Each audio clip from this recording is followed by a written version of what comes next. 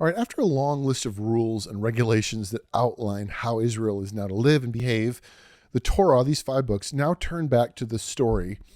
Sort of. The book of Numbers is kind of a mishmash of both story, narrative. Some of it's fun to read, some of it's downright weird, right? And then more laws. You still have law. Throughout all 5 books of the Mosaic Law, you have rules or laws. But this one includes a lot more story than Leviticus.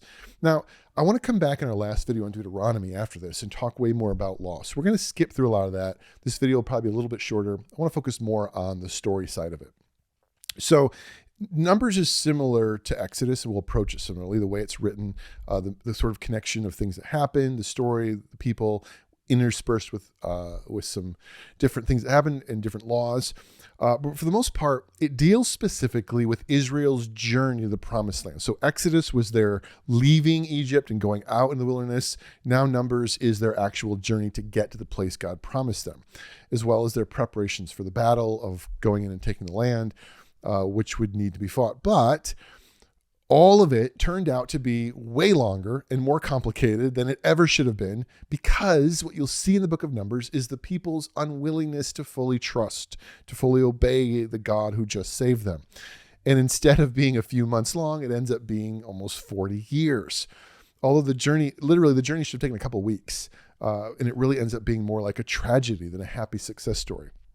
So when you read Numbers, don't read it thinking like, yay, this is a great, like the people that wrote the book of Numbers, we're sure that Moses was probably behind it, we're not sure who put it together, didn't want you to read this as some kind of like glorious tale here. There's a tragedy here in Numbers.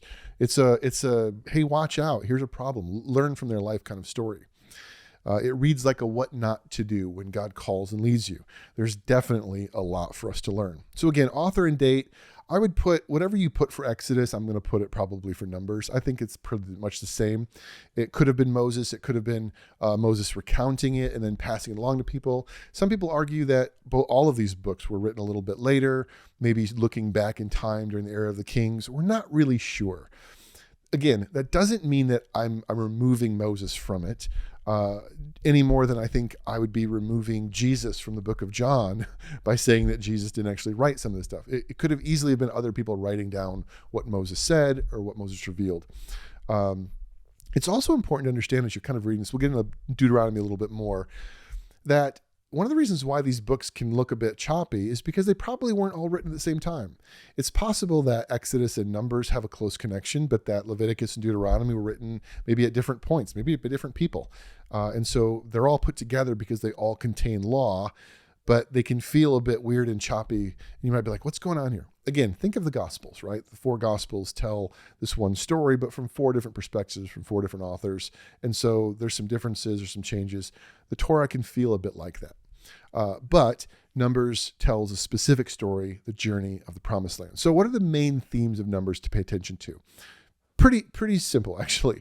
2 big themes. The first is the most basic: Israel's failure to trust. Numbers shows us the clear distinction between a God who is constantly faithful to his promises to Abraham and the quote-unquote stiff-necked, doubting nature of humans who just can't seem to help themselves from doing everything they can to screw it up. Numbers is a picture of humans just doubting God. God's people do not come off well in this book. They continue their complaints, disobedience, and worst of all, they continue to doubt, just like we saw in Exodus. They just can't seem to trust when that is really all God is asking for. Yet despite all this, the story progresses, and the people still make it through. God never gives up on his promises to Abraham and to the world. So there's this tension of like you see humanity's frailty and weakness and tendency to question and grumble and doubt, and yet God's faithfulness through it all. The other thing about Numbers is important to pay attention to, and this really comes into play as you continue to read the Old Testament and you get into Joshua, Judges, Samuel, and Kings. I would say battle lines, military. A difficult theme in the Old Testament that begins to take shape in Numbers. It'll open up a lot more in Joshua. God intends his people to trust him in battle and take the land by force, which is a very difficult, dicey area to cover. We'll touch on this more when we talk about Joshua. But in Exodus, God fought for them. Now here in Numbers, he's like, you're going to fight for yourselves. I'll be with you, but you're going to join in the fight with me. But what Numbers really does is show how difficult a situation they were walking into with all these other people groups that were already living in and around them. Their influence and resistance would be an immense factor, and the Israelites had to trust and obey God to get through or face drastic consequences. Guess which they chose? You probably read the Bible. They didn't choose well. Not only did they doubt God about their ability to take the land, they even began fighting internally, questioning Moses. They don't get rid of it. It becomes a mess. So engaging in this battle God's called them to, the way that he called them to trust them, that's what's going on here. So let's do a quick kind of overview of the book. I'll give you the structure, kind of walk through it. Again, we'll keep this video a bit shorter, but give you kind of an idea of how Numbers breaks down. Numbers can be difficult to structure because it's kind of choppy. It jumps around a lot. But as best I can, here's kind of my breakdown of it. First, you have the 2 chapters that are a census. Literally where we get, why do you call it Numbers? Because it opens by numbering, counting off the fighting men and arranging the tribes. That's where Numbers gets its name. The story begins with preparations. They're going to go in and take the land. Everyone's excited, ready to go. These former slaves are now becoming an organized army. This is it. Let's go. Take the land. Yay, yay. And then chapters 3 through the beginning of 9, there's some more rules for the Levites, the tabernacle, and sacrifices, things that we kind of already saw in Leviticus. They were the only group separated, the Levites from the others, not given normal responsibilities. So all the other tribes are arranged for fighting. The Levites are set aside to take care of the temple, to care for the tabernacle, to serve the community as priests and religious leaders. This section continues, reiterates a lot of what we already saw in Leviticus. Again, why do they have to repeat it? Well, because there was probably many points in history when people only had one of these books. Maybe the Levites only kept a copy of Leviticus, but Numbers was given to other people. Again, at first, people probably didn't have all 5 of these books. Now that we have all 5 of them together, maybe you're like, do I need to repeat all this stuff? But at the time, each book probably stood on its own in some ways. So as you read this section, you see ideas more on purifying the camp. This brings back up the issue of clean and unclean. Remember, not sin, but to be impure means you can't be near the holiness of God. There's a section on offerings, dedication, reminding us that it's about worship, honor more than just forgiveness, keeping a right relationship with God. That's at the forefront of it. It also talks about how we're appropriately to settle wrongs, and not just maintaining God's presence, but also presence with one another that matters. The section on unfaithful wives is tough reading, but it points to what this is all about, proper and healthy relationships. And that section of 9 ends with celebrating the Passover, remembering what God had done for them. And then in chapter 9, you go back to the story of their journey from slavery to Canaan, to the land that God has promised them. God's presence comes among them as a cloud by day and fire by night, amazing miracles, reminding us the fact that God, he's with us, he's with his people on the journey. He miraculously provides for them, literally brings food down from heaven and tells them to go take the land, and he'll be with them and give them this great, awesome victory. Awesome. But then it just goes back and forth between people grumbling, even rebelling, God punishing, Moses pleading for forgiveness, God relenting. The people even rebel against Moses himself, despite God giving them. This is the story of Numbers, right? This is what you want to, what the Bible is teaching us is look at what God's doing and look at how people are responding. There's this important moment in chapter 13 when they send scouts out to Canaan who come back and doubt their ability to take the land. We look like grasshoppers, all except 2 of them, Joshua and Caleb. It's just here's a picture of their whole attitude. God separated water for you and brought fire from heaven, and you're doubting now. The people again rebel, and this is the last straw for God. They can whine and complain, but when they completely doubt him and what he's calling them to, he's decided none of them are going to enter the promised land. And here is the message of the book. God is looking for those who will trust and obey. He's not looking for people who are perfect. He's not looking for people who have it all together. He knows they're just slaves, but all he's saying is just trust me, and they won't do it.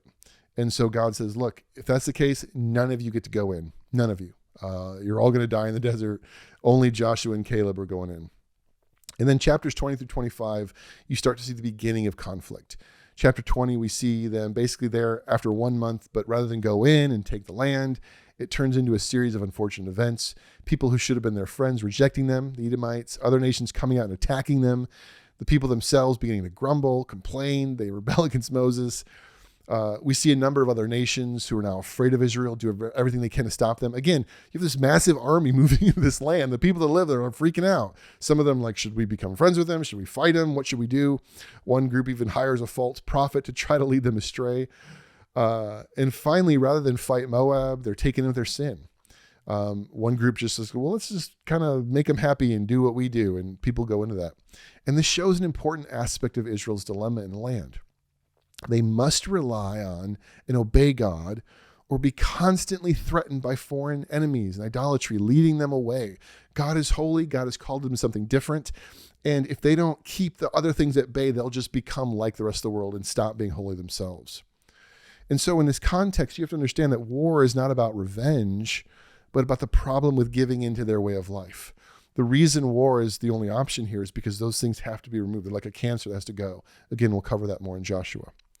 But they don't do it. So chapters 26 to 36, the end of the book, they're basically stuck. They're stuck in Moab on the edge of the promised land, the worst of both worlds. They're in the desert. They don't get the good things, and their enemies are all around them because of their sin and disobedience.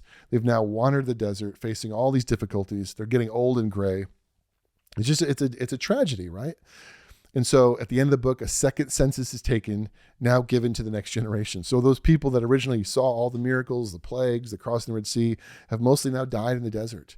And leadership is handed over to Joshua, one of the only spies who had faith, who would be allowed to go in and receive the promise along with the second generation. But here they are, basically stuck along the outskirts, wandering around hopelessly until the entire first generation dies out. And then it ends with some more rules for holy living, but you basically see the first generation missed it due to their inability to trust God. Which, side note, remember how the entire story started.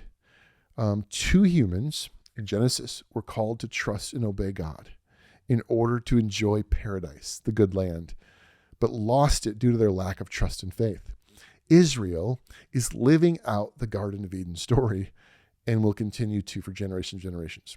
But you'll see that as you go on. At the end of Numbers, you have the second generation poised to now enter under Joshua at the edge of the promised land, ready to go and take it. Before they do, though, before God's going to send the next generation in and finally give what he promised, he's going to pause and say, hey, before you go in, let's review. And you guys, your parents made a deal with me. I'm going to offer the deal to you. And before you go in, we're going to talk about that deal. That is the book of Deuteronomy. So in our next video, we'll talk about Deuteronomy, what that agreement is, and the place of the law in their lives, and a little bit of the place of the law in our lives. We'll check that out, and we'll see you in the next video. Thanks, guys.